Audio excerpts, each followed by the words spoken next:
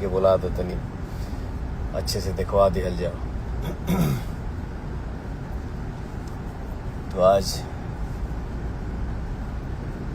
Shooting पूरा करके चाची भी सवेरे आ गई है, तो लखनऊ मेदांता में अभी उनके दिखा देहली जांच चलता। 2-3 घंटा में रिजल्ट आई तब पता चली क्या है क्या नहीं। दुनिया है,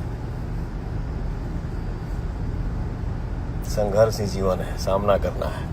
क्या हो भैया, हमार जवन सैड सॉन्ग आइल बा जना के टाइटल बा भगवान का रस। बहुत दिन के बाद हमके लगा था कि सैड सॉन्ग गौले बनी जे कि आप लोग बहुत सारा प्यार दे रहल बनी जा।